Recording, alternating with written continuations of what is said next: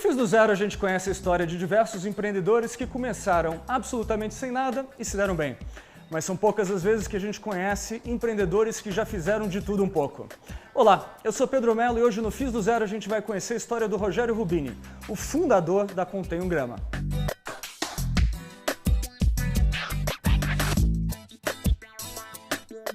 Bem, hoje no Fiz do Zero a gente está aqui para conhecer a história do Rogério Rubini. Rubini, você tem aqui uma história de empreendedor daqueles que já fez de tudo, né? Pelo que eu entendi. Verdade. Até garimpar ouro, você foi atrás de buscar garimpagem, né? Conta pra gente como é que foi o começo. Eu venho de família de empreendedores lá de Santa Catarina, bisavô, avô, pai, e eu também empreendedor, e meu filho, pelo jeito, também vai no mesmo caminho. Nós morávamos lá em Jaraguá do Sul, em Santa Catarina, e aí, num determinado momento, nós tínhamos uma fábrica de tintas, nós vendemos essa fábrica de tintas para o grupo WEG, que hoje se chama WEG Química. E mudamos aqui para o interior de São Paulo, na cidade de São João da Boa Vista, onde meus avós maternos moravam e onde eu já vinha passar férias na minha adolescência. Quantos anos você tinha nessa época? Quando eu me mudei, eu tinha 24. E aí, o meu sogro veio atrás da filha, né? Porque nessa época você casou, ou seja, já você era veio casado. Você casou com quantos anos? Com 18 anos. Putz, grama, vai começar. Isso que é carreira empreendedora familiar cedo também, sempre, né? Sempre. E com 24 anos, a gente já tinha 2 filhos, né? E nos mudamos aqui para o interior de São Paulo. E a partir daí, meu sogro, né, não conseguiu ficar longe da filha e veio atrás. E quando ele vendeu a propriedade lá em Jaraguá do Sul, ele acabou recebendo em pagamento, né, uma quantidade de malhas. E ele, em São João da Boa Vista, criou uma empresa, no dia 18 de julho de 1984, para vender, uma loja para vender essas malhas. 2 meses depois que a gente chegou, né, eu já tinha entrado de sócio com ele, eu e meu pai entramos de sócio na empresa com ele. Foi tudo muito rápido. Ele entrou com o estoque inicial.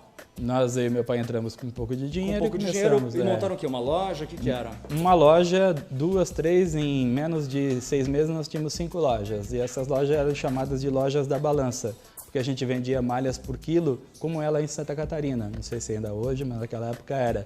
Né? Vendia, como é que funciona isso? Escolhia as malhas, né? Consumidores pega as malhas, coloca em cima da balança, é um preço por quilo, o quilo que pesou você paga e tudo bem. Uma das lojas principais ficava na beira da rodovia que vai para Poços de Caldas. E a gente começou a perceber um fluxo de turismo com um poder aquisitivo mais elevado. E a gente percebeu que a gente precisaria começar a fabricar nossas próprias malhas para a gente poder corresponder à expectativa daquele consumidor, né, que estava entrando na nossa loja. E nós iniciamos a fabricação das malhas, né, da Contém um Grama naquela época. Só que naquela época não chamava Contém um Grama. De onde você tirou essa ideia de colocar um nome totalmente diferente que é Contém um Grama? Então, a gente chamava Algodão do Brasil, a empresa, a malharia, e tudo que a gente tentou registrar esse nome, mas não dava. Algodão do Brasil, o nome Brasil é de domínio público, não é possível você registrar. No fim de tarde eu já estava meio aborrecido, falei, quem sabe no armáriozinho do banheiro, um lugar totalmente improvável, eu consigo encontrar, né, uma inspiração. Foi abrindo um armarinho do banheiro à procura de alguma coisa, ele deu de cara com uma pomada que tinha lá, contém não sei quantos gramas. O conteúdo do frasco contém 60 gramas, olhei assim, achei super legal, falei, vai ser isso daqui mesmo. Troquei os 60 por 1 e aí, né, foi embora.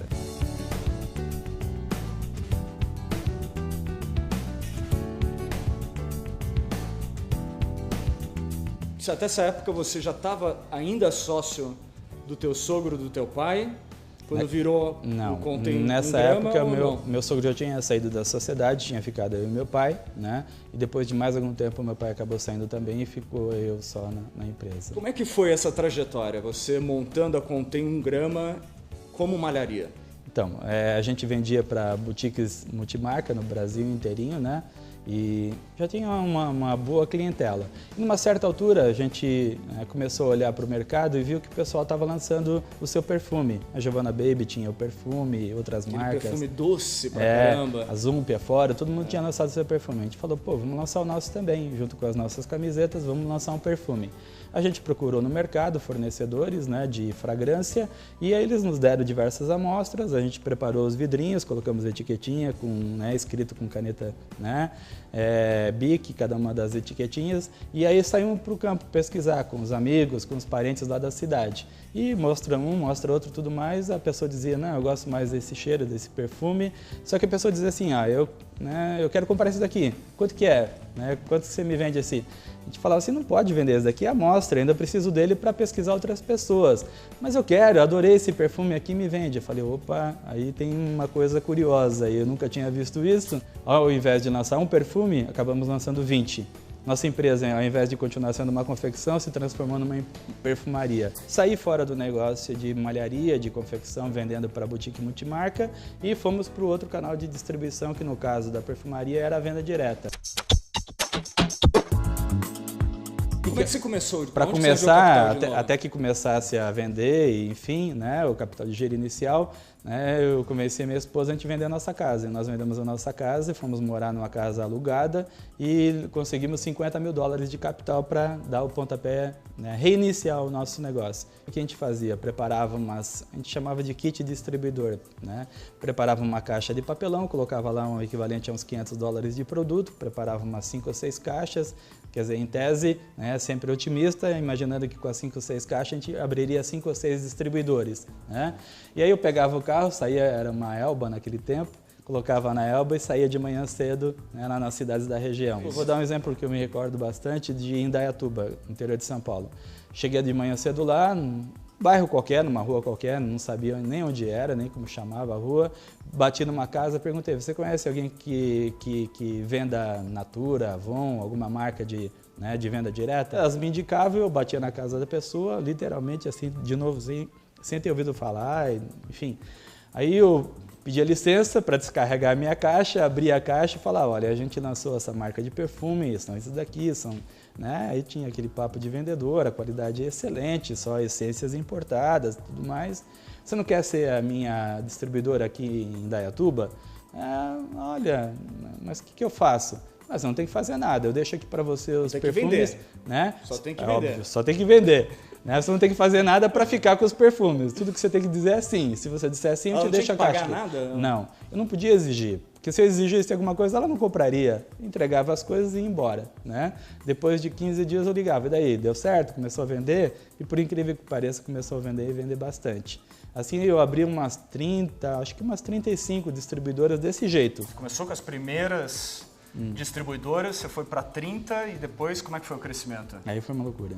Aí disparou, em um ano e pouco eu já tinha mais de 200 no Brasil inteirinho, eu já estava espalhado pelo Brasil inteiro. A minha relação com a Contém um Grama começou lendo alguns jornais especializados, algumas revistas especializadas, onde falava de uma empresa lá em São João da Boa Vista que tinha uma proposta diferente de perfumaria, de cosmético, essas coisas todas. Eu peguei o carro, fui até São João da Boa Vista para conhecer a empresa, para saber como ela funcionava. Então, quando eu cheguei lá em São João da Boa Vista, foi que eu vi a empresa, tomei um choque porque vi que era uma proposta muito interessante. Então, Rogério, você estava crescendo que nem um maluco com as vendas diretas. Virou alguma bagunça em algum momento, assim, perdeu o controle? Não chegou a perder o controle. A gente trabalhou bastante, a equipe era muito comprometida e estava indo super bem. Mas aí depois deu uma estabilizada, né? E eu falei, bom, a gente precisa buscar novas ideias. E aí em 2000 a gente resolveu começar com lojas Contém um Grama também, além da venda direta, lojas também. Foi aí que você enfiou o pé no franchising? Aí nós entramos em franquia de lojas de perfumaria.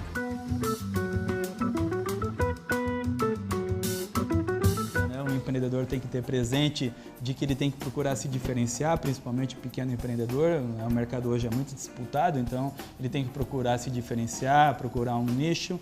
É fundamental o foco, porque o empreendedor tem essa tendência de criar e ter muitas ideias, então ele tem que ter disciplina. A partir do momento que ele escolheu um nicho, um foco, né, ele tem que focar isso e seguir em frente. Eu acho que com bastante coragem, determinação e persistência e disciplina, a gente chega lá. Pô, Rogério, obrigado por ter recebido a gente aqui. Eu que agradeço a oportunidade. Parabéns por ter reinventado seu negócio algumas vezes, né? É um exercício que poucos empreendedores têm a coragem de fazer.